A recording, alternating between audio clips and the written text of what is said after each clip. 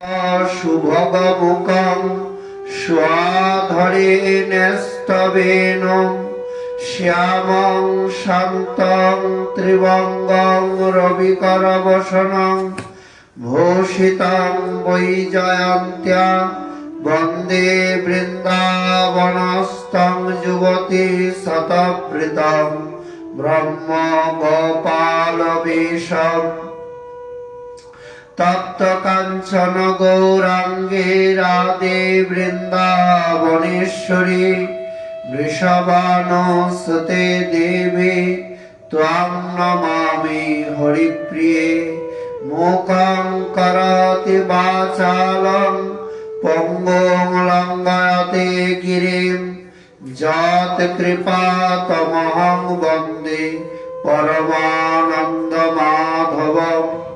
বাঞ্ছাকল্পতরুভ্যশ্চ কৃপা সিন্ধুভ্য এব চ পতিতানাং পাবনেভ্যো বৈষ্ণবেভ্যো নমো নমঃ।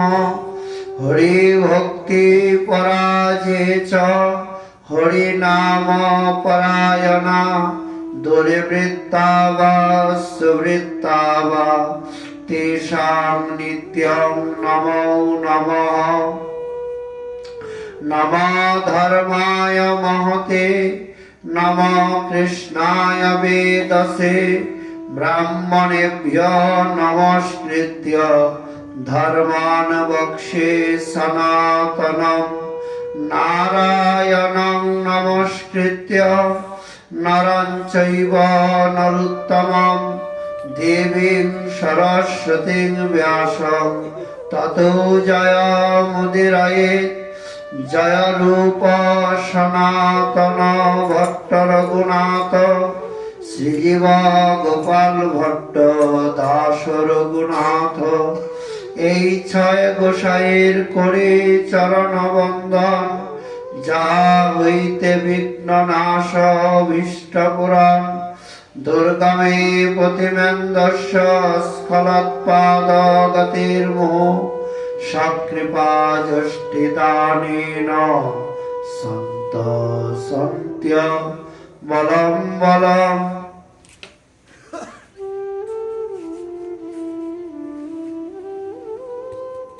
জনম গেল হৃদয়ে রহিল শেল, নাহি বেল হরি অনুরাগ।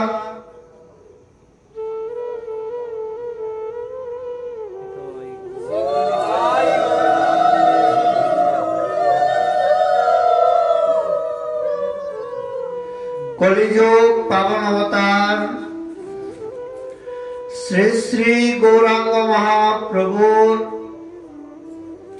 পরম অন্তরঙ্গ প্রিয় পার্ষদ প্রেম ভক্তির মহারাজ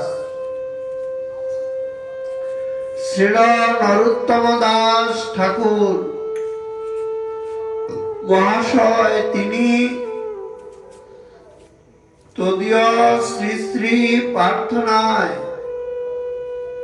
দৈন্যবুধিকা প্রার্থনা করতে গিয়ে অনেকগুলি আমাদের প্রয়োজনীয় কথা তিনি অজাতরতি সাধকের ন্যায় আর উল্লেখ করেছেন। আমরা শ্রী শ্রী গৌর সুন্দরের অহৈতুকী অনুকম্পায় এই মার্গশীর্ষ অগ্রহায়ণ মাসের পুণ্যক্ষণে শ্রী শ্রী গৌরের শ্রীমন্দির সমীপে এক দিবসীয় হরিকথা প্রসঙ্গে আমরা অজাতরতি সাধকের যে কেমন ধন্য হওয়া উচিত, নিজের ভিতরে কেমন অনুতাপ এবং বিরহের উদ্ভব জাগা উচিত, সে বিষয়ে আচার্যগণের যে দিব্য চরণামৃত বাণী, বচনামৃত মাধুরী, তা আমরা অনুভব করতে যাচ্ছি। শ্রীল ঠাকুর মহাশয় স্বাভাবিকভাবেই তিনি প্রেম ভক্তির রাজা, আমাদের মতো মায়াবদ্ধ জীব নন। মাইক আবরণ দিয়ে তার দেহটা গঠিত নয়, তথাপিও তিনি মাদৃশ্য জীবের, মায়াবদ্ধ জীবের যে কেমন ভগবত বহির্মুখতার প্রবৃত্তি, তা তিনি আমাদের স্থিতিতে নেমে এসে অবগত করিয়েছেন। হরি হরি কি মোর করম ভাগ, বিফলে জনম গেল, হৃদয়ে রহিল সেল, নাহি বেল হরি অনুরাগ। হরি হরি, হায় হায় কি আমার দুর্ভাগ্য, পূর্ণ কর্মফল আমার কি দুরদৃষ্ট। এই দুর্লভ মানব জীবন বিফলে গেল, হৃদয়ে শ্যালবিদ্যবৎ দুঃখ রইল। এই মানব জীবনে হরি ভজনে আমার অনুরাগ জন্ম নিল না। ভজনের জন্য অনুরাগ চাই, অনুরাগী জনেরই ভগবত প্রাপ্তি হয়। অনুরাগ জাত না হলে তাকে কখনো অনুভব করা যায় না। এই শৈত্য প্রবাহ, এই গরম, এই বর্ষা, তাহলে আর ভজন হবে না। অনুরাগ থাকলে শীতেও কিছু করতে পারে না, গরমেও কিছু করতে পারে না, বর্ষার মেঘমালাও কিছু করতে পারে না। মেঘাচ্ছন্ন দিন সে তো কবু নয় দুর্দিন, কৃষ্ণ নাম বিহীন যেদিন সেদিনেই দুর্দিন। অতএব কর্মফল বা অদৃষ্টের সঙ্গে হরিভজনের কোনো সম্পর্ক নেই। এটা কেবল মহৎ কৃপাজনিত স্বীকৃতি সাপেক্ষ। হরিভজন কর্মের সাথে যুক্ত নয়, কর্ম দিয়ে হরিভজন হয় না। সুতরাং কর্মফল বা দূরদৃষ্টির কথা কেবল আক্ষেপ ভাবে এখানে বলা হয়েছে। হরিভজন মহৎ কৃপা ছাড়া হয় না। যদি কারোর উপর গুরু বৈষ্ণবের কৃপা বর্ষিত হয়, তবেই তার দ্বারা হরিভজন করা সম্ভব হবে। অন্যথা তার দ্বারা হরিভজন আদৌ সম্ভব নয়। সুতরাং হরিভজনের নিমিত্তই মানব দেহ, ভজনহীন মানব জীবনেই ব্যর্থ। ভাগবতে বললেন, তরব কিং ন জীবন্তি বস্ত্রা কিং ন শস্যন্তাদ, ন খাদন্তি ন মেহন্তি কিং গ্রামে পশবু পড়ে। যদি কেউ বেঁচে থাকলেই জীবনের সার্থকতা মনে করে, অনেকদিন বেঁচে থাকাই জীবনের সার্থকতা, তাহলে মনে করুন গাছগুলি তো অনেকদিন বেঁচে থাকে, থাকে না? 1000, 2000 বছর, 5000 বছরের গাছ আছে। 5000 কি হাজার হাজার বছরের গাছ আছে। ভারতবর্ষে অক্ষয় বট আছে 4টা, এক কল্পকাল তাদের আয়ু, ব্রহ্মার সমান তাদের পরমায়ু। একটা পুরীতে আছে জগন্নাথ মন্দিরে অক্ষয় বট, একটা গয়াতে আছে অক্ষয় বট, সীতা যেখানে পিণ্ড দিয়েছিল দশরথের, আর একটা আছে প্রয়াগে, আরেকটা আছে শ্রী বৃন্দাবনে। ভারতবর্ষে 4টি বট আছে অক্ষয় বট, এক কল্পকালায়। জীবিত থাকলেই যদি জীবনের সার্থকতা হয়, যে অনেক দিন থাকাটাই অনেক কিছু পাওয়া, তাহলে তো এই গাছগুলি অনেক দিন থাকে। তরব কিং ন জীবন্তি, তাহলে গাছগুলির জীবন সার্থক না। এরা হরিনাম করতে পারে না? মালা যে গাছের তো কোথাও গমনাগমন নাই। আমাদের তো আজকে এর বাড়ি, কালকে তার বাড়ি, এইখানে ওখানে, এক জায়গায় তো গাছগুলি থাকে। মালার ঝুলা একটা দিয়ে দিলে তো সারাদিন জব করতে পারবে না। কর্ম প্রধান শরীর পারবে না। এই জন্য ভাগবত বলছে বেঁচে থাকাই যদি সার্থক হয় তাহলে বৃক্ষ জীবনেই তো সার্থক। কালীঘাটে এক জায়গায় অনেকদিন বেঁচে থাকে। যদি বলেন বৃক্ষের নিঃশ্বাস প্রশ্বাসাদি জীবনের কোনো লক্ষণ অনুভব হয় না, মানুষের তা রয়েছে, তার উত্তরে বললেন বস্ত্রা বাতাস প্রশ্বাসাদি যদি জীবনের লক্ষণ হয় তাহলে যেমন মনে করুন কামারের ফাফর আছে, কর্মকার বাড়িতে এরকম একটা বিশাল বড় চামড়ার ফাফর দিন রাত উঠায় আর হাওয়া দিয়ে যে আগুনটাকে জ্বালিয়ে রাখে, এ তো সবসময় শ্বাস প্রশ্বাস নিচ্ছে। তাহলে এইটাই ভালো, আমাদের থেকে খুব ভালো জীবিত আছে। অনেক শ্বাস প্রশ্বাস নিলেই যদি বলে গাছের শ্বাস প্রশ্বাস বোঝা যায় না, বলে কামারের হাফরের তো শ্বাস প্রশ্বাস আছে, কিন্তু তার দ্বারা তো ভজন হয় না, হয় ভজন হয়। অর্থাৎ কর্মকার স্বর্ণকারীর চামড়ার বা স্ত্রী সম্ভোগ আদি করে, তদ্রূপ বললেন যে শ্বাস প্রশ্বাস গ্রহণ ত্যাগ করে না। যদি বলা হয় মানুষের ন্যায় বস্তা কি উত্তম দ্রব্য আহার করে, এটা তো খাওয়া দাওয়া করতে পারে না, খাওয়া দাওয়া করলেই ভালো। অথবা স্ত্রী সম্ভোগ আদি, তদুত্তরে বললেন গ্রাম্য পশুগুলি কি না খায়, স্ত্রী সম্ভোগ করে না। মনে করুন গ্রামের যে শুকরগুলি পড়ে আছে, এদের আমাদের মানুষের কয়টা সন্তান একসঙ্গে হয়? 1 থেকে 2, 3টা, এদের 8টা 10টা হয় একসঙ্গে। সন্তান জন্ম দিলে যদি সার্থকতা হতো, একসঙ্গে তো অনেক সন্তান জন্ম দিচ্ছে। হ্যাঁ, সারাদিন তো নালিতে পড়ে খেয়েই যাচ্ছে খাবার। হ্যাঁ, একবার দেবশ্রীপাদ নারদ ভগবান নারায়ণের কাছে গিয়েছেন। শ্রীমন নারায়ণ কে বলছে, প্রভু তোমাকে জগৎবাসী বলে তুমি দয়াময়, করুণাময়, কৃপাময়, পর দুঃখে তুমি কাতর। আমি বলি তুমি নিষ্ঠুর, তুমি নির্দয়, তুমি দুঃখ বেদনার অতীত। ভগবান বলছে কেন এগুলি অযথা আমাকে বলছো? বলে এই যে মানুষ এত কষ্ট করছে, এত দুঃখ জ্বালা যন্ত্রণা, এত অশান্তি সংসারে, তুমি বৈকুণ্ঠে বসে আছো, কি সুন্দর এখানের আনন্দ হিল্লুলে সুখ হইছে সেটা, নাই রে অশ্রু, নাই রে ব্যথা, নাই রে সেটা বিধির বাদন কঠিন নিকট পাশে, জরা মৃত্যু নাই। এইখানে সবগুলিকে নিয়ে আসো, ওরা চলে আসলে সবাই আনন্দে থাকে। ভগবান বলছে ও এর জন্য বলছো, আনার কাজ তো আমি করি না, তুমি করো। গুরুর মাধ্যমে তো জীব আসে, আমি দরজা খুলে দিচ্ছি, যাও সবাইকে নিয়ে আসো। এখন নারদ সুযোগ পেয়ে আর সবাইকে ভাবছে এই সুযোগ আর পাওয়া যাবে না, বিশাল নগরীর মধ্যে এসে বিনার চরকা শুরু করেছে। সবাই এসেছে,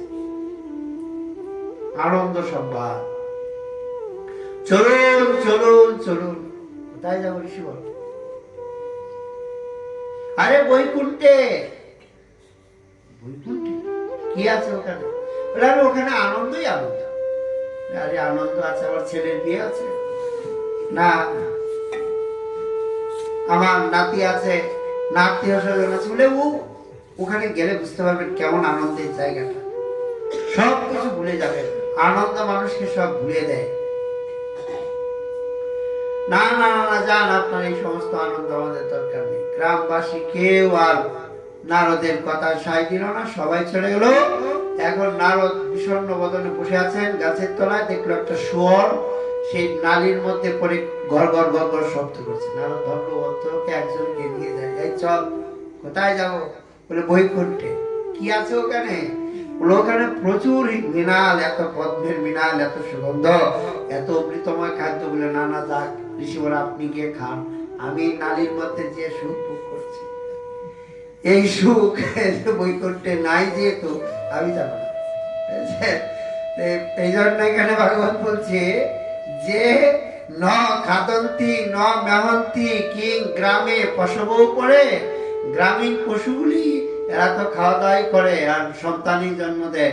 সন্তান দিলেই যদি জীবন ধন্য হতো, আর আহার গ্রহণ করলেই যদি, কে কালকে না আজকে বলছিল 10,000 টাকা কিলো না চা, বলছিল চায়ের দামে 10,000 টাকা, চায় না কিনে খায়, কত স্বাদ। সে ঘটনা হলো খাওয়ার নিষেধ নেই, কিন্তু ভগবান সৃষ্টি করেছে জীবের আহারের জন্যই, কিন্তু আহারটাই তো মুখ্য নয়, আর সন্তান উৎপাদন দেওয়াটাই মুখ্য নয়। তদুত্তরে বললেন তাদের তো মনুষ্য অপেক্ষা ভোজনাতির সামর্থ্য অধিক। মানুষ কতটুকু খায় বাবা বলুন? এই এখন তো আগে তবু আধা কিলো চালের অন্ন খেতে পারতো না, এখন যত উৎসব হচ্ছে আমরা দেখেছি এখন 100 গ্রাম চালের অন্ন খেতে পারে না মানুষ। 5টা 7টা আয়োজন হয়ে গেলে অন্নের সংখ্যা একেবারেই কমে গেছে মানুষের। এইটুকু।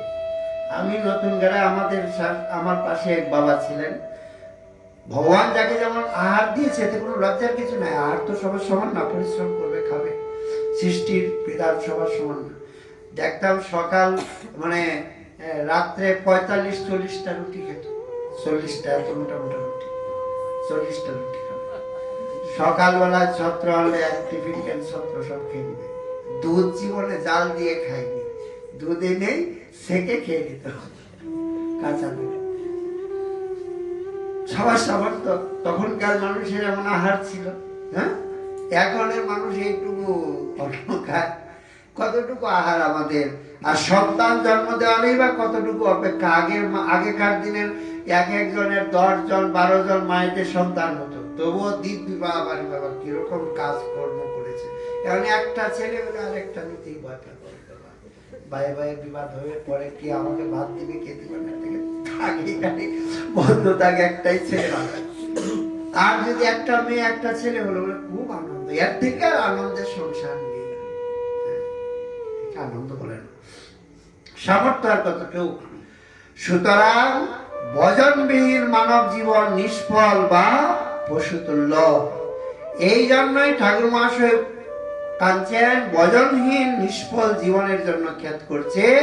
বিফলে জন্ম গেল, হৃদয়ে রহিল শ্যাল, ভেল হরি অনুরাগ মাতৃষ জীবের। ভজনবিহীন জীবন অতিবাহিত হলেও সেজন্য কোনরূপ দুঃখের অনুভব নাই।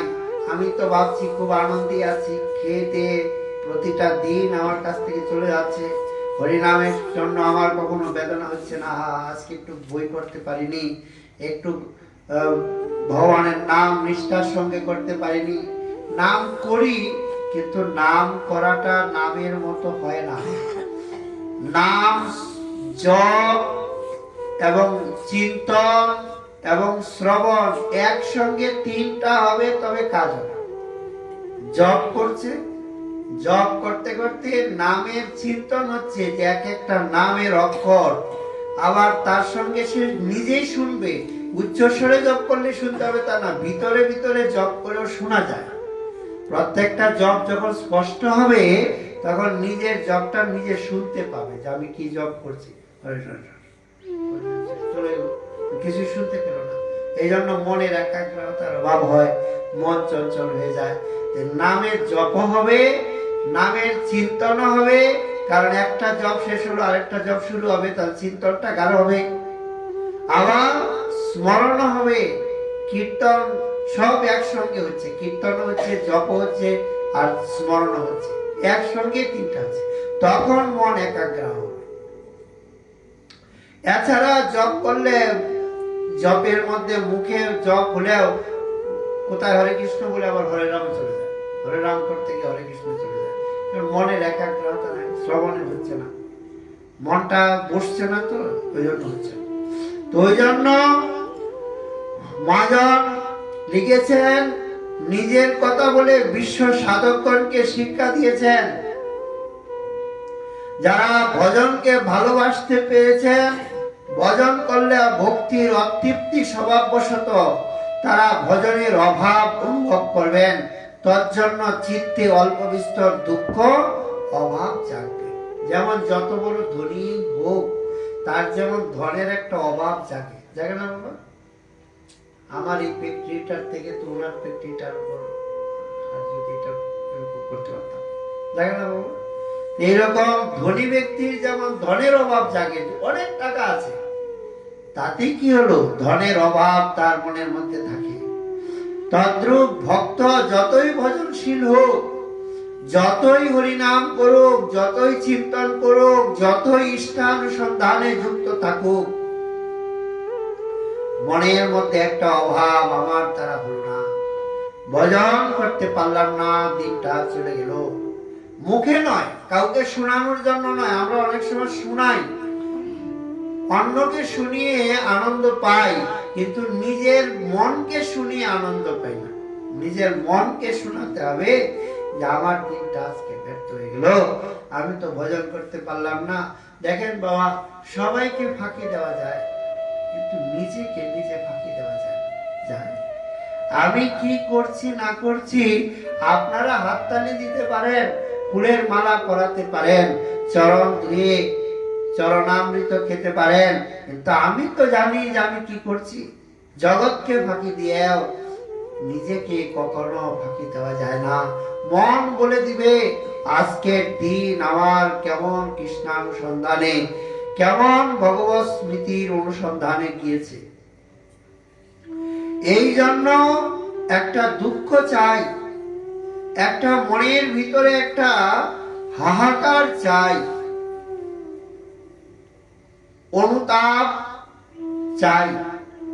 আমার হয়নি, হচ্ছে না, কারণ আমরা কি বলবো, রূপ গোস্বামী পাদ বলছে প্রাচীনানাং ভজনম অতুলং শৃঙ্গন নৈরাশ্যেন হৃদয়ং জ্বলতি। যারা 7.5 প্রহর ভজন করছে, অর্ধদণ্ড ঘুমাচ্ছে, হ্যাঁ, সেই রূপ গোস্বামী পাদ বলছে প্রাচীনগণের ভজন শুনে আমার হৃদয়টা নিরাশায়, বলছে আমি কি ভগবান পাবো, আমার আর আশা নেই। এত ধ্রুব কিভাবে ভজন করেছে, হ্যাঁ, 3 দিন পরে পরে একদিন, 6 দিন পরে পরে, 9 দিন পরে পরে, এভাবে তো ছেড়েই দিল, বায়ু পান করে ভজন করে, এক পায়ে দাঁড়িয়ে।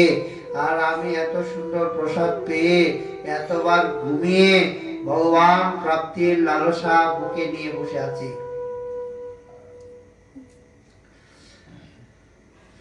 অন্তত পক্ষে দৈন্যটুকু তো থাকবে। যেমন জেলখানায় অপরাধীকে পাঠিয়ে অপরাধের থেকে তাকে নিষ্কৃতি দেওয়া যায় না যদি অপরাধীর মনে অপরাধের বোধ না জাগে, তাই না বাবা? জেলখানার নাম হলো শোধনাগার, এখনকার নাম দিয়েছে, সংশোধন করতে পাঠায় মানুষ, যাতে যে কাজ করেছে এই অপকর্মটা যাতে আর পুনরায় না করে। কিন্তু সংশোধনাগারে গিয়ে কি সবাই সংশোধন হয়? সবার মনোবৃত্তি সংশোধন হয় না। অতএব এই জন্যই শাস্ত্র এবং মহাজন বলেছেন অল্প বিস্তর নিজের মনের মধ্যে একটু খেদ দুঃখ শত ব্যস্ততার মধ্যে ঈশ্বরের কাছে এইটুকু তো প্রার্থনা চাই, দৈন্যটুকু তো চাই, আমি তোমার ভজন করতে এসেছি কিন্তু তোমাকে ভজন করতে পারিনি, এতটুকুতেই তিনি প্রসন্ন হন। এই অতৃপ্তি মাদৃশ জীবের লাভ, পূজা, প্রতিষ্ঠা, দেহ দৈহিক কত প্রকার বস্তুর অভাবে চিত্তে মনে প্রতিনিয়ত দুঃখ জাগছে। এটা পেলে সুখী হতাম, ওটা পেলে সুখী হতাম, এটা খেলে সুখী হতাম, ওটা দেখলে সুখী হতাম, কিন্তু ভজনের জন্য কোনো দুঃখ যাচ্ছে না। এই যে দেহটা পেলাম এত সুন্দর, ভজন করতে পারলাম না, কবে ভজন শুরু করব, কবে তাকে নিশ্চিন্তে অনুরাগের সঙ্গে ভজন করে আকুল প্রাণে তাকে ডাকবো, সেই অনুরাগই তো মনে আসেনি। ভজন প্রারম্ভ হবে কবে? প্রকৃত ভজন জীবনের স্বরূপ এই রকমই, যতটুকু করছি তাতেই তৃপ্ত আছি। ষোলমালা করছি, মনে হচ্ছে অনেক করে ফেলেছি, আর কত, অনেক মালা করেছি, এত মালা তো আমার গ্রামে কেউ করে না, আমি 16 মালা করি। তোমরা কয় মালা করো? 4 মালা। কেউ বলছে 8, আর আমি একবারে 16 মালা করি। তার মানে তোমাদের থেকে আমি অনেক বড় ভক্ত, জানো? তোমরা আমার মতো এতটা পারো। এতেই তৃপ্ত হয়ে গেছে। কিন্তু সে যখন শুনবে এই 16কে চারবার করলে 1 লক্ষ হয়, আর 16 মানে এইভাবে 1 লক্ষকে 3 লক্ষ পর্যন্ত জপ করে, তখন সেটা তার অনুরাগ জাগবে, বাবারে বাবা আমি 16-র মধ্যেই সীমানা, আর তারা লাখ লাখ হরিনাম করে বলছে জপই করতে পারলাম না, হ্যাঁ হাত ক্ষয় করে দিচ্ছে, আঙুল ক্ষয় হয়ে যাচ্ছে জপ করতে করতে, তবুও জপে তৃপ্তি আসছে। অল্প বিস্তর এই জন্য অনুরাগ চাই, যথাসম্ভব দুঃখের উদ্রেক হবে, ভজন নিষ্ঠ সাধকের সতত মনে জাগবে ভজন করতে আর পারলাম না, এই জন্যই তখন হাইতাস, হায় হায় কি হলো, কবে হবে, এমন দুর্লভ জীবন বৃথা অতিবাহিত হলো, আর কি হবে। এই ক্রমশ প্রাণে দৈন্য আরতি উৎকণ্ঠা জাগিয়েই সাধককে শীঘ্রই প্রেমের রাজ্যে নিয়ে যাবেন ভগবান। যার এই জাতীয় আরতি জাগবে, উৎকণ্ঠা জাগবে, তবেই ভগবান তাকে নিয়ে যাবে। ভজনে যার তৃপ্তি এসেছে, তার অগ্রগতির পথ রুদ্ধ হয়ে গেছে, এটাই জানতে হবে। অনেক ভজন এতদিন ব্রত করেছি, আর কতদিন নির্জলা করব, আর কত সংখ্যা পূর্বক নাম করব, ঠাকুর ঘরে বলে অনেক ঠাকুরের তুলসী দিয়েছে, আর কত তুলসী দিব, এখন আর পারবো না। অথচ সিদ্ধ বাবারা ভজন করে সিদ্ধ হয়ে গেছে, চোখের পাতা নিচে নেমে এসেছে, তারপরে পাতা তুলে দিচ্ছে, তুলসী তুলে দিচ্ছে, কেন? তৃপ্তি হচ্ছে না ভজন করে। ভজনের অতৃপ্তি হচ্ছে স্বভাব।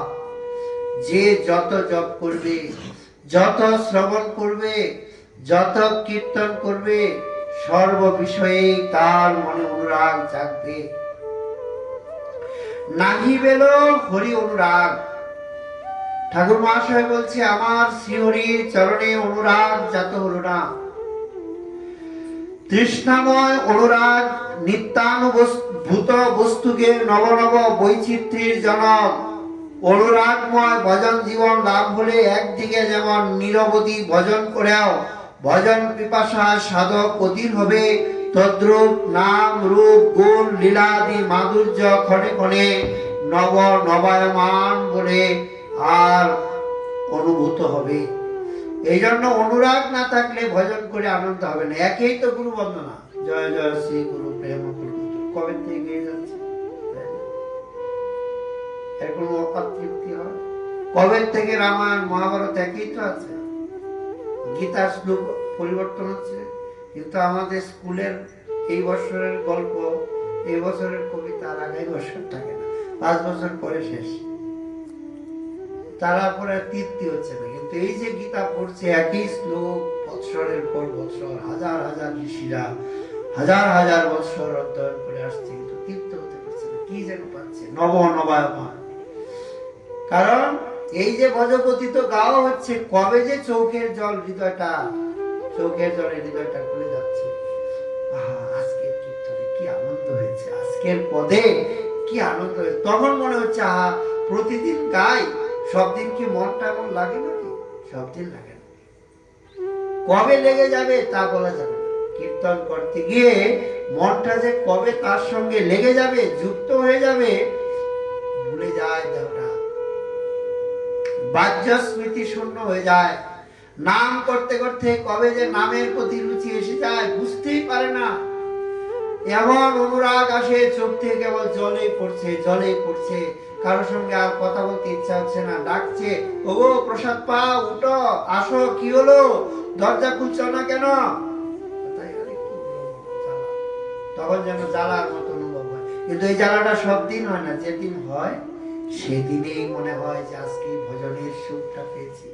সব দিন ভজনের সুখ হয় না, সব জায়গায় ভজনের সুখ হয় না, হরি কথা বলেও সব জায়গায় সুখ হয় না, হরি কথা শুনেও সব জায়গায় সুখ হয় না, হরি নাম সবসময় করেও সুখ হয় না। যখন অনুরাগ জাত হয়, তখন সেই সুখের অনুভূতি চিত্তে এসে জাগ্রত হয়। কারো মনে হতে পারে ভজন না করলেই যে জীবন বিফল হবে, তার হেতু কি? যদি এরকম মনে করে যে আপনারা কি বলছেন, ভজন না করলেই জীবনটা বৃথা যাবে, কেন? অনেক কিছু করে তো জীবন কাটিয়ে দিচ্ছে, তারা তো ভজন করছে না। যাগ, যজ্ঞ, দান, পুণ্য, তীর্থ, জপ, ধ্যান আদি দ্বারা কি মানব জীবন সফল হবে না? এগুলিও তো মানব জীবন সফলেরই কার্য। ঠাকুর মহাশয় নিজের কথা এই জাতীয় প্রশ্নের উত্তর তুলে তারপরে বলছেন, যজ্ঞদান, তীর্থ স্নান, পুণ্য কর্ম, জপ ধ্যান, অকারণে সব গেল মুহে, বুঝিলাম মনে হেন, উপহাস হয় যেন বস্ত্রহীন অলঙ্কার দেহে। নিত্য কৃষ্ণ দাস জীব কৃষ্ণ বহির্মুখতা দোষেই তার সংসার রোগের নিদান। শ্রীকৃষ্ণ দাস্য বা কৃষ্ণ সেবায় তার স্বরূপানুসন্ধি কাম্যবস্তু, এই ব্যতীত অন্য সব জীবস্বরূপের কাপট্য ব্যতীত আর কিছুই নয়। ভক্তি বা ভজনেই কৃষ্ণ দাস্য প্রেম লাভের একমাত্র উপায়। তাই কৃষ্ণ উদ্ধবের নিকট বলছেন, ন সাধয়তি মাং যুগ, ন সাংখ্যং ধর্মোদ্ধব, ন সাধ্যায় তপস্তেগ, যথা ভক্তি মমূর্জিতা। হে উদ্ধব, প্রগতিশীল সাধন ভক্তি আমায় যেরকম বশীভূত করে, যোগ, সাংখ্য, ধর্ম, বেদপাঠ, তপস্যা এইরকম বশীভূত করতে পারে না।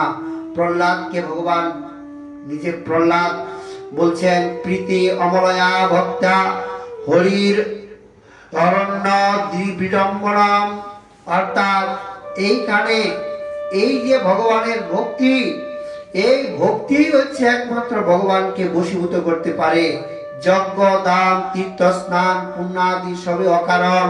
বস্ত্রহীন নগ্ন ব্যক্তি নানা অলঙ্কারে ভূষিত হলেও তার যেমন দেখতে চায় না, সারা শরীরে অলঙ্কার পরেছে কিন্তু কাপড় পরেনি, তার দিকে সুন্দর মানুষ, ভালো মানুষ তাকাবে, কি মূর্খের মতো। এরকম ভজনবিহীন এটা উপহাস। ভজনটাই হচ্ছে জীবের প্রকৃত আনন্দের সংবাদ। সাধু মুখে কথামৃত শুনিয়া বিমলচিত, নাহি ভেল হরি অনুরাগ। সাধু মুখে হরি কথা শ্রবণে চিত্ত শুদ্ধি হয়, আর কথারসের বা ভক্তি প্রাপ্তির ফলশ্রুতি ভাগবতে দৃষ্ট হচ্ছে। ভগবান কপিলদেব স্বীয় জননীকে বলছে, শতাং প্রসঙ্গাত মম বীর্য সংবিদ, ভবন্তে হৃৎকর্ণ রসায়না কথাঃ, তজ্জুষনাশু অপবর্গ বর্তমনি, শ্রদ্ধা রতির ভক্তির অনুক্রমিষ্যতি। হে মাতো, মা কি উত্তর দিচ্ছে? সাধুগণের সঙ্গে প্রকৃষ্ট সঙ্গ লাভ হলে আমার মহিমা সূচক হৃৎকর্ণ রসায়ন কথা অবতরণ হয়। ওই কথা শ্রবণ হতে অবিদ্যা নিবৃত্তির পন্থা স্বরূপ আমাতে শ্রদ্ধা রতি ভক্তির উদয় হয়। তাৎপর্য সাধু সঙ্গ লাভেই ধন্য হয়। সাধু সঙ্গ লাভ, সাধুর সঙ্গেই তো ধন্য হয়, সাধুই তো পতিত পাবন বলে। তাহলেও সাধুর কাছে গিয়ে হরি কথা শুনতেই হবে। আমরা এলাম, প্রসাদ পেলাম, চলে গেলাম, এটাই বড় পাওয়া নয়, হরি কথাটাই বড় পাওয়া। হরি কথায় মধ্যেই তাকে পেতে হবে। এখন বৃন্দাবনে গিয়েও হরিকে আমরা খুঁজে পাবো না। হরিকে কোথায় পাবো? হরিকে হরি কথাতেই পাবো, হরি আর কোথাও নেই। এই জন্য হৃৎকর্ণ রসায়ন কথা শ্রবণ কীর্তনের মধ্য দিয়ে সাধকের হৃদয়কে আর আনন্দ ঘন করে তুলেন।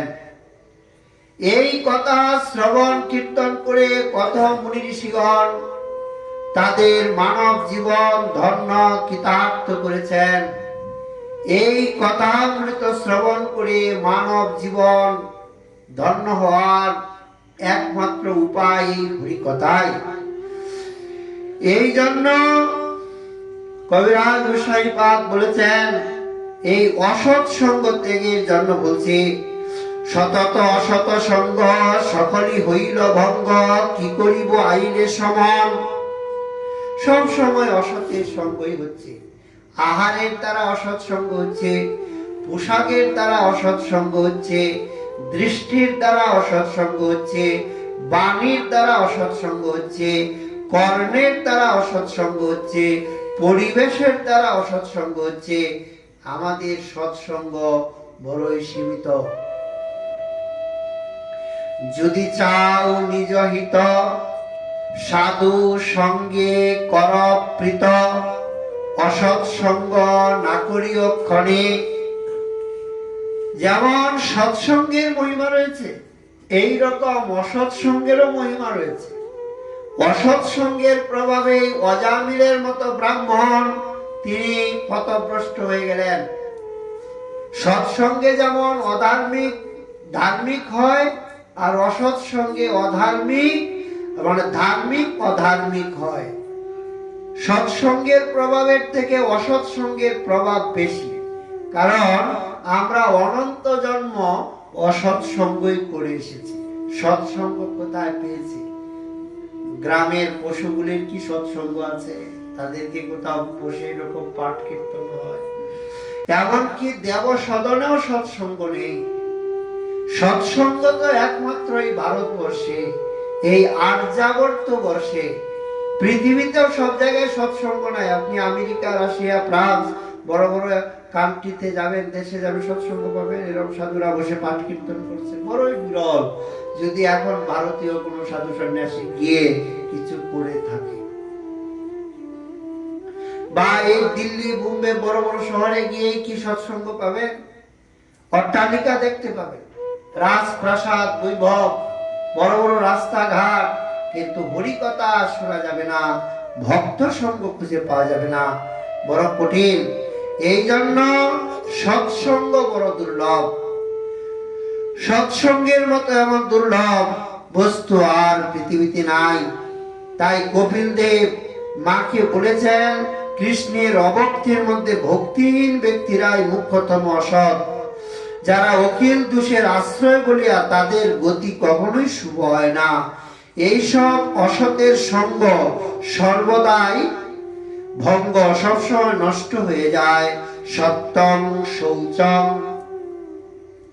দয়া মৌনং বুদ্ধির হ্রি শ্রী যশ ক্ষমা সমৌদম ভগশ্চেতুই যৎসঙ্গাৎ জাতি সংক্ষয়ম তেষু শান্তিষু মূলেষু খণ্ডিতাত্ম সসাদিষু সঙ্গং না কুর্যাচ্ছেষু যোষিত ক্রীড়া মৃগেষু চ ন ততাস্য ভবেৎ মোহ বন্ধচ্ছন্ন প্রসঙ্গত যোষিত সঙ্গাৎ যথা পুংস যথা তৎসঙ্গী সঙ্গতঃ। কপিল দেব নিজের মাকে অনেকগুলি গুরুত্বপূর্ণ কথা বলেছে। হে মাতা, যাদের সঙ্গের ফলে, অসৎ সঙ্গের ফলে কি হয় বলছে, সত্য নষ্ট হয়ে যায়। অসৎ সঙ্গ যারা করে এরা কিন্তু সত্য কথা বলতে পারে না। বলতে পারে বাবা, ঘরের থেকে নিজের টাকা নিয়ে নিজেই অখাদ্য কুখাদ্য কিনে খায়, নেওয়ার সময় বলে যে আমি এই জিনিসটা কিনে খেতে যাচ্ছি, তাহলে টাকা দিবে কেউ? মা দিবে? বাবা দিবে? মাতালরা কি করে? ঘরের থেকে টাকা নিয়ে মিথ্যা কথা বলেই অখাদ্য কুখাদ্য কিনে খায়। এই জন্য সত্য নষ্ট হয়ে যায়, শৌচ নষ্ট হয়ে যায়, অর্থাৎ তখন আর তার ভিতরে সুচিতা থাকে না। অখাদ্য কুখাদ্য যারা খায় এদের মুখের পাশে গেলেই দুর্গন্ধ। বন্ধ করে বাবা, গায়ের থেকে দুর্গন্ধ বেরোচ্ছে। মানুষ ও কাছে আসতে চাইলেও মানুষ দূরে সরে যায়, দুর্গন্ধ বেরিয়ে আসছে। এরকম তো বৈষ্ণবের কাছে হয় না, কারণ শৌচ নাই তো, সুচিতা নাই, কাপড়ের থেকে দেহের থেকে, হ্যাঁ, শরীরটা ধনির তুলার হলে কি হবে, তখন পিশাচের মতো হয়ে যায়, তার দিকে আর কেউ তাকায় না। এই জন্য সুচিতা নষ্ট হয়ে যায়, দয়া নষ্ট হয়ে যায়। এই অসৎ সঙ্গের ফলে দয়া গুণ চলে যায়, কর্কশ বৃত্তির উদয় হয়। অসৎ সঙ্গ যারা করে এরা কখনো অন্যের সঙ্গে ভালোবেসে দুটা মধুর কথা বলতে পারে না, মা বাবার সঙ্গেই বলে না, স্ত্রীর সঙ্গেই বলে না, ঘরের ভিতরে গিয়ে একবার আগুনের মতো উল্কা প্রবেশ করে। এই জন্য মৌন বৃত্তি নষ্ট হয় এবং বুদ্ধি নষ্ট হয়, লজ্জা নষ্ট হয়। লজ্জা পুরুষের একটি, নারীর যেমন লজ্জা ভূষণ, কাপড় অলংকারে কেমন নারীর লজ্জা মানে ভূষণ তা নয়, লজ্জাটাই হচ্ছে নারীর ভূষণ, সাধুরও লজ্জাটাই ভূষণ। হ্যাঁ, লজ্জাটাই যদি না থাকে, নির্লজ্জ হয়ে গেলে আর জগতে কি আছে, তার তো কিছু নাই। সে তো নির্লজ্জ হয়ে যায়। বাবা এগুলি বলতে নেই, আমরা কত জায়গায় ঘুরি তো, রাস্তার মধ্যে দেখতে শুনতে খুব সুন্দর যুবক, মনে হয় ধনী ঘরের দুলাল, মাতাল হয়ে পড়ে থাকে, আমরা দেখি তো, তার লজ্জা নাই, রাস্তার মধ্যে পড়ে আছে, নির্লজ্জ হয়ে যায়। অসৎ সঙ্গের ফলেই তো এগুলো হচ্ছে।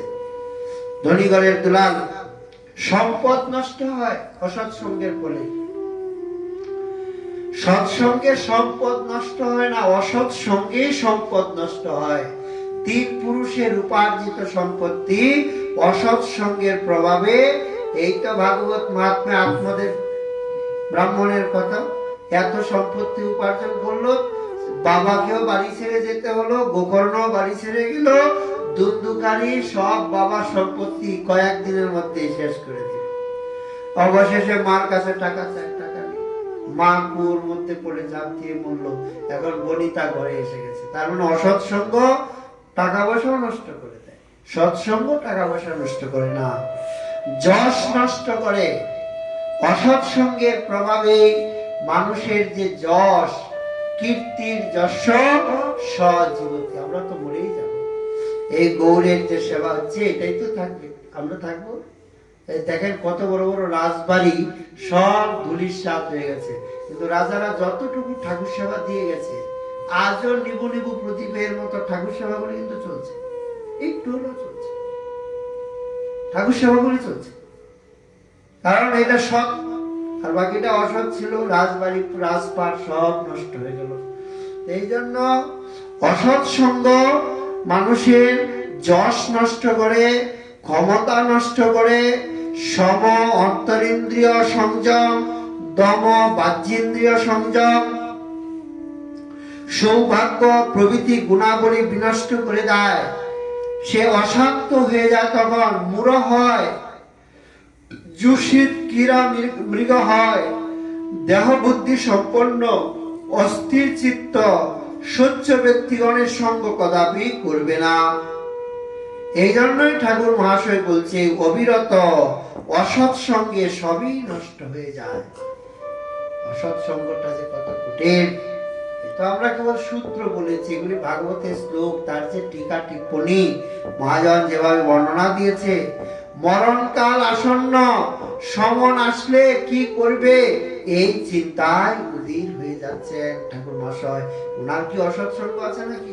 হ্যাঁ, উনি তো অসৎ সঙ্গ কামনা করেনি। পুনঃ যদি জন্ম হয়, রামচন্দ্র সঙ্গ হয়, তবে হয় নরোত্তম ধন্য। রামচন্দ্রের মতো সাধু সঙ্গই তো কামনা করছে,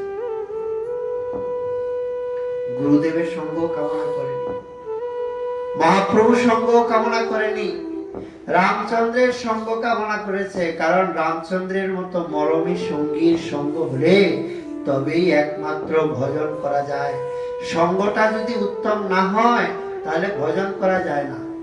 ভজন করার জন্য আজকে যেখানে সৎসঙ্গ আছে বিদায় তো কার্তিক মাসে পাঠ হচ্ছে, এক মাস হলো না, একাদশীতে হরিবাসর হয়। সৎসঙ্গ না থাকলে করা যাবে? সঙ্গটা তো চাই সেই রকম। কত জায়গায় মন্দির আছে মেদিনীপুরে, তো মন্দিরেরই শহর এই বাড়ি, কিন্তু এরকম ভরি কথা সব জায়গায় হয় কেবল মেদিনীপুর না, বহু জায়গায় দেখেছি বিকেলবেলা হলে বুড়োরা বসে এরকম খেলতে থাকে, নাম বলবো না, বেশি এরকম খেলছে।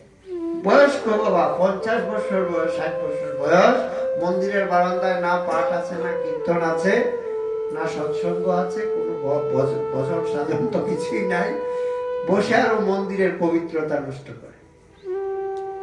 যেখানে গেলে মন ধীর হবে, শান্ত হবে, কিছু আত্মজ্ঞানের উপলব্ধি হবে।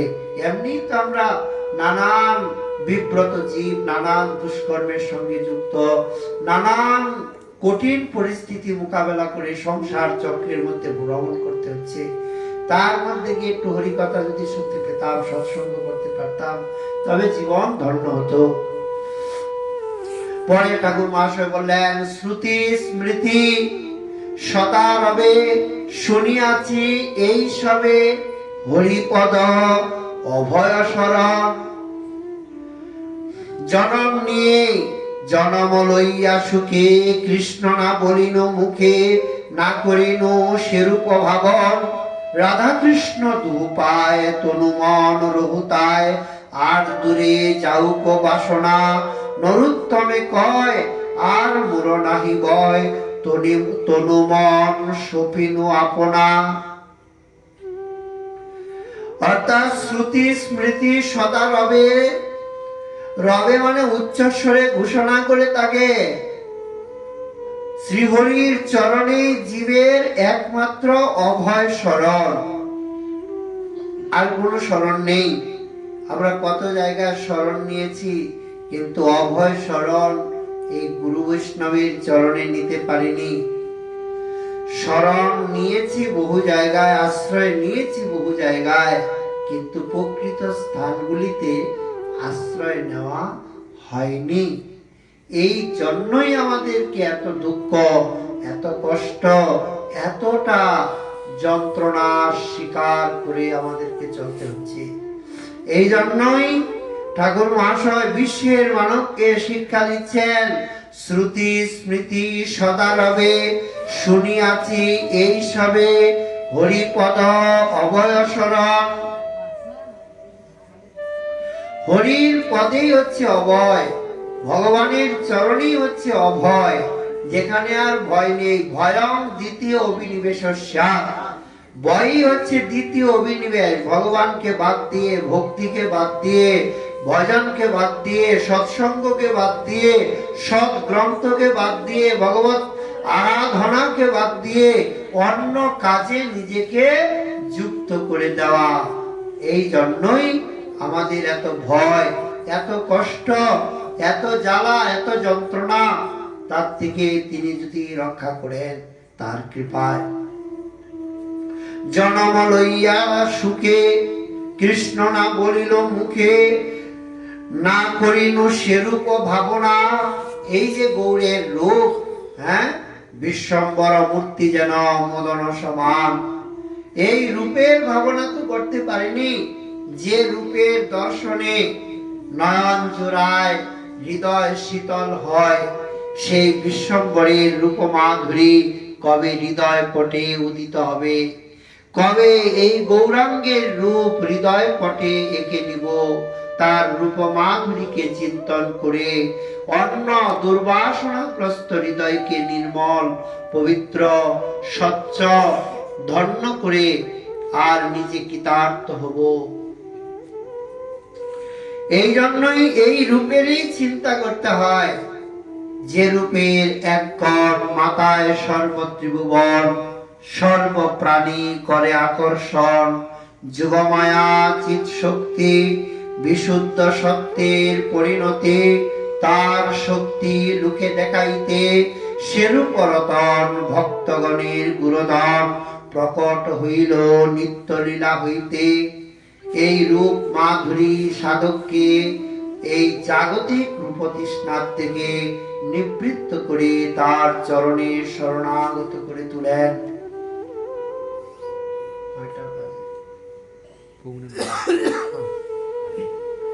সুতরাং জনম লইয়া সুখে কৃষ্ণ না বলিল মুখে, না করিল সেরূপ ভাবন। জন্ম তো নিলাম, মনুষ্য দেহ পেলাম, কিন্তু মুখে একবার কৃষ্ণ গোবিন্দ হরি এই শব্দ উচ্চারণ করতে পারলাম না। এর থেকে আর দুঃখ কি আছে? সনাতন ধর্মের মতো এত সহজ, এত সরল, এত উদার, এত প্রশস্ত, এত গরিবার রাস্তা আর কোথাও খুঁজে পাওয়া যাবে না। একবার যদি মুখে কৃষ্ণ বলা যায়, কৃষ্ণ যার বদনে সে জিনিল সমনে, সমনার তার কাছে আসবেই না। একবার কৃষ্ণ রাধা কৃষ্ণ দুহু পায়, তনু মন রহুতায়, আর দূরে যাউক বাসনা। আমার যেন রাধা কৃষ্ণের চরণে আমার মনটা থাকে, আর যত দুর্বাসনা আছে যেন দূরে সরে যায়। এটাই আমি কামনা করি। রাধা কৃষ্ণের সেবার নরোত্তম দাসে কয়, আর মোর নাহি ভয়, তনু মন সপিনু আপনা। যদি একবার সবকিছু তাকে সঁপে দিতে পারতাম, তাহলে আর ভয় ছিল না। দিতে পারিনি, এই জন্যই ভয়। মুখে দিয়েছি দীক্ষা কালে ভক্ত করে আত্মসমর্পণ, সেই কালে কৃষ্ণ তারে করে আত্মসম, কিন্তু মুখে দিয়েছি, বাস্তবিক ভাবে দিতে পারিনি। যদি গোবিন্দের চরণে নিজেকে সমর্পণ করে দিতে পারতাম, তাহলে আর জীবনে এতটা জ্বালা যন্ত্রণা কষ্ট ভোগ করতে হতো না। কবে যে পারবো তাও তো জানি না, তার যে কবে দয়া হবে। তবে হবে যখন গুরু বৈষ্ণব শাস্ত্র মহাজন অভয় বাণী দিয়েছেন, তাদের অনুগত হয়ে, তাদের বাণীকে অনুসরণ করে, তাদের পদাঙ্ক অনুসরণ করে, তাদের কথাকে বিশ্বাস করে, তাদের দেখানো রাস্তাকে অবলম্বন করে যদি আমরা চলতে পারি, তাহলে নিশ্চিত একদিন আমরা সেই পরম তত্ত্ব, সেই পরম রহস্যময়ী মাধুর্যময়ী পরম তত্ত্বকে আমরা উপলব্ধিতে আনতে পারবো। আমরা তো একদিনের জন্য এসেছি, আর এখানে এত ভালো ভালো কীর্তন করে শুনে সবসময় মন চায়। মনের মতো কীর্তন তো সব জায়গায় শোনা যায় না। কীর্তনই আছে, কীর্তনের কতগুলি রস, কতগুলি লয়, কতগুলি তান মানের একটা সম্পর্ক রয়েছে। তা আমাদের পাশে আমরা পাঠ তো প্রতিদিন, এটা অখণ্ড গুরু কৃপায় চলছে, কোথাও বিশ্রাম নেই।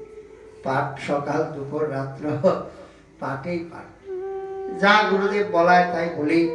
একটু কীর্তনও শুনবো, আসছি যেহেতু আমাদের বাবা আছে এখানে, ভালো কীর্তন করে, ওনার সেই বিরহ মাতুর কীর্তনগুলি কানে বাজে। চিন্তন তো হয় না, কিন্তু কীর্তন শুনে বড় আনন্দ পাই। শীতের রাত্র তো অধিক রাত্র করলে সবাই আবার বাড়ি ঘরে যাবে, সবারই তো ব্যস্ততা আছে। এই জন্য একটু কীর্তনের জন্য আমরা অপেক্ষা রেখে আমাদের কথা এখানে বিশ্রাম দিচ্ছি। জয় জয় শ্রী রাধে শ্যাম, নিতাই গৌর হরি।